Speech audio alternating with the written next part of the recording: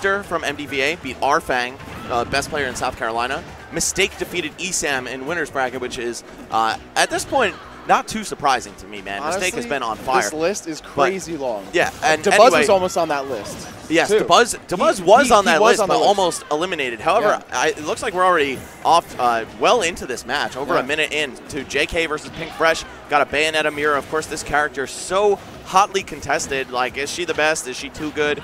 It's pretty much definitely a yes to the first question and a maybe to the second one. And that's first blood there for JK. Landing that back air, really strong, of course, one of our most solid KO options. Yes, JK, the best player in Las Vegas, actually outranking Foe, who is kind of back with a vengeance now. Yeah, true. And Pink Fresh, former best in MDVA, but has since been eclipsed by Wadi, still an extremely potent player in his own right. So both these players, there's a witch time there. You're not going to see too much of that. Definitely looking for their opponent just land on their shield. They can do up B out of shield. That's frame 4. They have some pokes like down tilt, forward air. That's frame 7, side B is a great option out of the short hop too. You're going to be able to catch and do great aerial mix-up with that. Now we pretty much have a tie game. Yeah, and you see them swinging those witch times, just trying to get a big start to the stock. Here we go. This is a second use witch time, though, so it's not going to give them the full stun. However, Pink Fresh still taking a ton of damage off of that. Nice DI out of that combo. Bayonetta's combos have that times 1.2 SDI multiplier, so if you're not following the SDI and DI of your opponent, you'll fall right out of it. Oh, and here comes a stock, perhaps? No. JK might have been able to kill him with down smash, but I feel like Pink Fresh would know to just SDI in and tech off of that. And JK just waiting around at that platform. Once it goes away, getting to the ledge. Now back with that stage control. Pink Fresh finding himself off stage. How's he going to get it on? Nice. Using the afterburner kick, going for that dive kick and getting the confirm there. JK definitely the favorite to take this set based on seeding and also coming off an extremely sick performance at EVO. He placed 9th in his hometown of Las Vegas, but now Pink Fresh trying to replicate those results here in his home region as well. Unfortunately, that first game not going his way, but I'm sure he's got a lot of fight left in him. This guy's a longtime veteran of the scene compared to JK, who kind of just popped up about 2 years ago, maybe a little bit less even. Yeah, and Pink Fresh's like really breakout tournament was definitely Pound in 2016. Yes. So that's really like the bar he has set for himself, and we're trying to climb back to that ever since. True. That was pre-patch Bayonetta, of course. That's true, yeah. But Pink Fresh still has won many a Xanadu and taken some serious placings at other major tournaments since then anyway. Yeah. Plus, this guy used to beat everybody in Brawl with Lucas. That's true. Yeah, his Lucas was nothing to scoff at all. He's probably the best Lucas in the game. Oh, without question. In Brawl, yes. Jesus. That's always scary, going right to that top. You don't know which of them is actually going to get the confirm they need. They can easily trade. It's hard to tell which witch is going to come out victorious from that situation. Oh, my God. But so far, it's been all about JK in this set.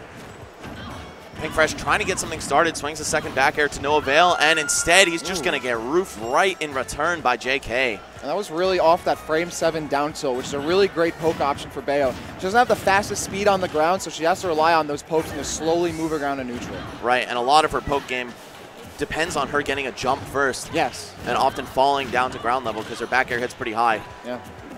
Either way, Bayonetta's neutral. I think it being a weakness of hers is kind of overstated at this point. That was so good, going off stage so we can get the immediate aerial side B without having to use a jump. Yeah, you'll see a lot of Bayonettas kind of play possum and corner themselves, but then they get access to afterburner kick without even having to start a jump. That's not going to do it, though, unfortunately, due to the rage. Oh! No tech off that stage. That's going to be a kill. That was a very late hit, too. Yeah.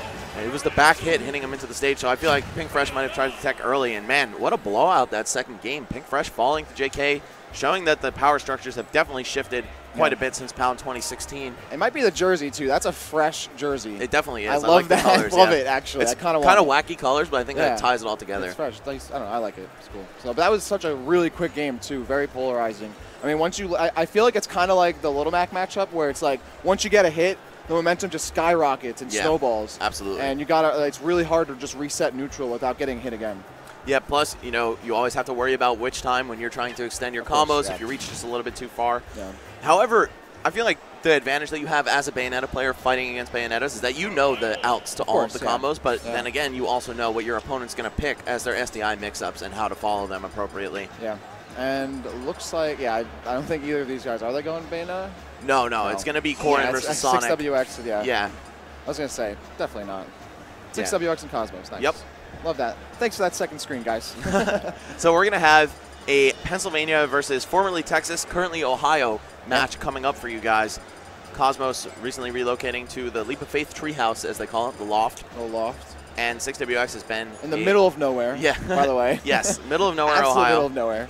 And the 6WX, a mainstay in the Philadelphia area community. I believe he's from slightly outside in the more rural area, but still, he's in the Philly region.